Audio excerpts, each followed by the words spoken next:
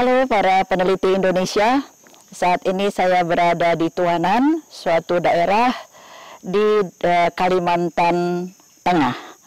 Pada saat ini kami sedang melaksanakan program bioeksplorasi Tuanan, yaitu mencari bahan-bahan alam yang nanti dapat kita gunakan untuk keperluan kesehatan, keperluan medisinal di masa depan.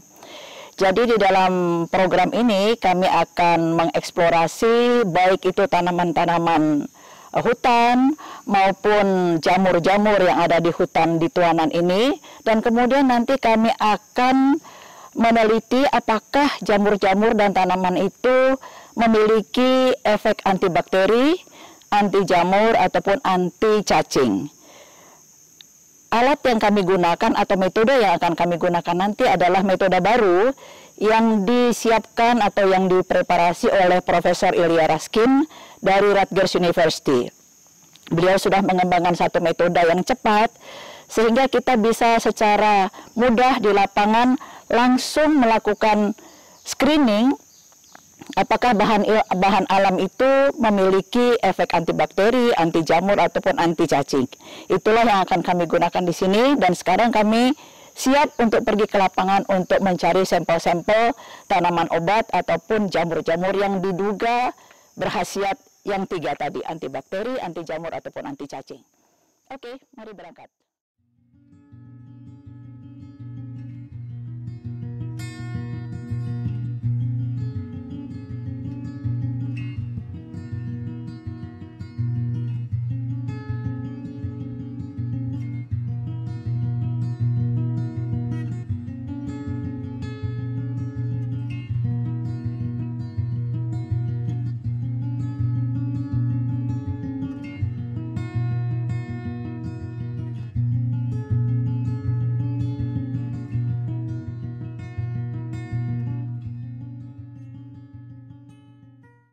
Yeah, well, we're here with the Global Institute of Bioexploration, which is part of Rutgers University.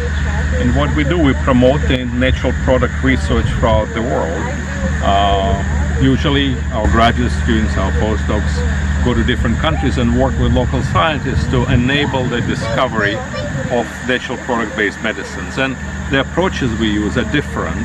We call it bioexploration approach, whereby we basically teach people and scientists in many developing countries how to actually identify and validate the biologically active compounds from plants. So on this specific trip we'll be focusing on teaching and enabling the methodologies which allow the discovery of novel bioactive natural products, specifically with antimicrobial activities. So Sarah Skubal, who is a graduate student with Rutgers University, basically the process and this educational module which we're going to present consists of 2 parts. The first one is a very rapid way of extracting plant materials which conserves its bioactive properties, which conserves the pharmacologically active compounds which can become future medicines for humans. And the second part of what we call GBEX process is actually testing very rapid field deployable way which you can actually do in the field. You don't have to have a laboratory. So neither to extract those bioactive compounds nor to test them. So we can very rapidly look at various activities and various plants which grow in the region. And then when we leave the knowledge behind, and we leave all the materials behind, which basically will enable interested scientists working here to continue the work. After we transfer the knowledge and the skills and leave the basically materials behind, people can continue the work, and we'll be happy to hear about it, collaborating with them. But the important thing is rather we're not taking any biological materials whatsoever out of the country. We are just teaching people here how to use those GBEX approaches, simplified, rapid, efficient, very low cost, field deployable approaches to discovering novel natural products, so they can continue doing it, hopefully developing novel medicines for the benefit of people.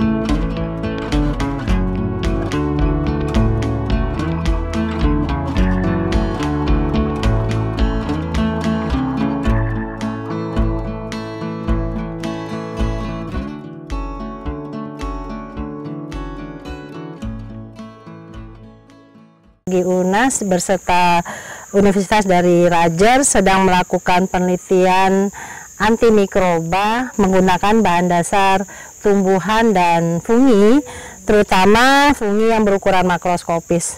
Nah, saya selama ini sudah pernah melakukan penelitian yang terkait dengan makrofungi yang banyak jenisnya saya dapatkan di sini. Beberapa di antaranya berpotensi sebagai bahan obat. Salah satu yang seperti yang saya lihat di sini adalah ini namanya Rigidophorus. Jamur ini sangat potensial karena dia punya senyawa antimikroba, dan ini kita lakukan secara cepat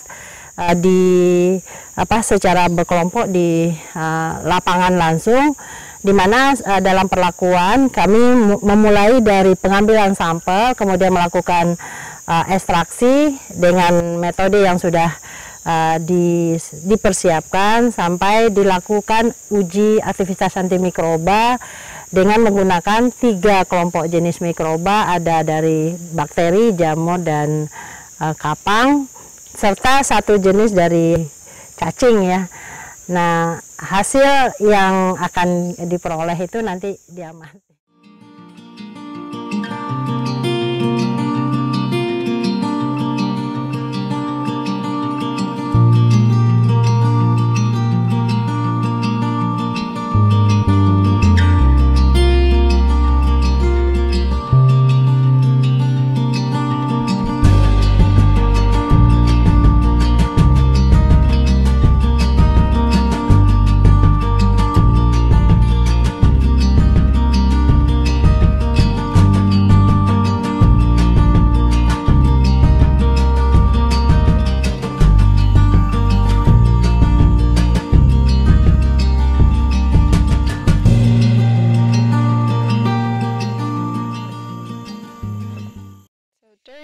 Workshop here, we first began by collecting all of the plant material here around us in the jungle. It didn't take us far to collect all of the materials. We collected 20 species, and once we brought them back to the camp, we weighed out 2 grams of their tissue, their target tissue, because some plants might have their fruits as well as their leaves tested, and so those are 2 independent extracts from one another. After we collected the 2 grams of tissue, weighed it out, we would then pulverize it with that handheld Dremel tool, fitted with the customized blade as well as a customized cap to keep everything very safe, yet very, very fast and optimal for the conditions here in Borneo. After the extract has been pulverized, that liquid is filtered through a funnel, and we take that filtered liquid now and load it onto glass fiber discs. These discs are 10 millimeters in diameter, and they can dry using what we used, a battery-operated portable fan. After the discs are dried, we put them into these small Ziploc bags, put them into the freezer, and they're ready to use for our assays. For the assays, we always use a standardized 24-well plate format. We create whatever broth is required for the assays. So for example, the antifungal fusarium assay would require LB plus antibiotics, in addition to water, of course, as their growing medium. In contrast to the antifungal yeast assay, which would require LB, just like the antifungal fusarium, it requires LB as well as potato dextrose. And so we'll create these different broths, each different for every assay that's being taught here, and then add 600 microliters of the broth into the 24-well plate.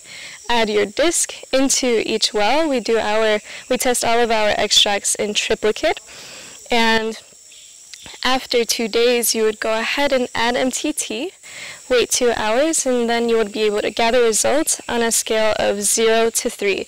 3 being highest activity, 3 meaning this plant is highly antibiotic. It has killed all of the bacteria that we introduced into the assay, and 0 meaning it has no activity at all. And so these assays are qualitative here in the field. However, these broths, you can extract the MTT treated media and screen it with a spectrophotometer to get a more quantitative result. And so you can get the best of both worlds out here in the jungle as well as in the lab with these very quick, very optimized screens to nature assays.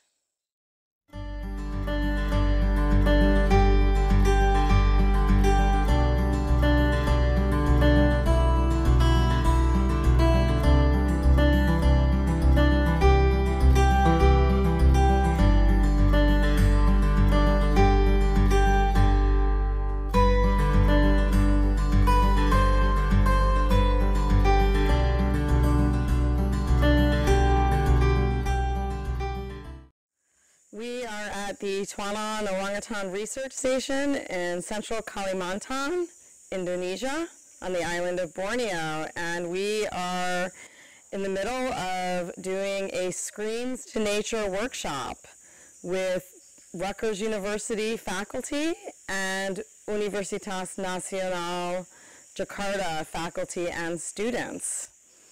And the purpose of this workshop has been to introduce new methods to understand the biological molecules that are found in plants in this area and to explore the types of benefits that the foods that the orangutans are consuming may provide for the orangutans.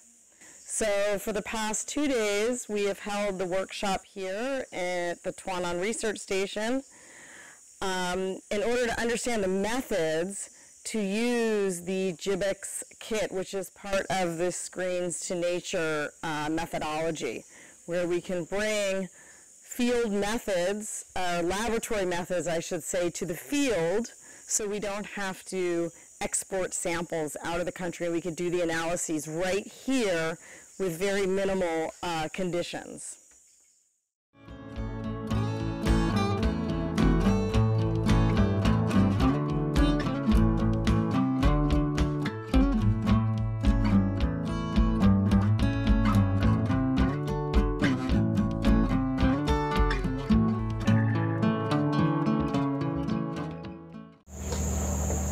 Sahabat sekalian, demikian tadi laporan kegiatan kami di Stasiun Riset Tuanan.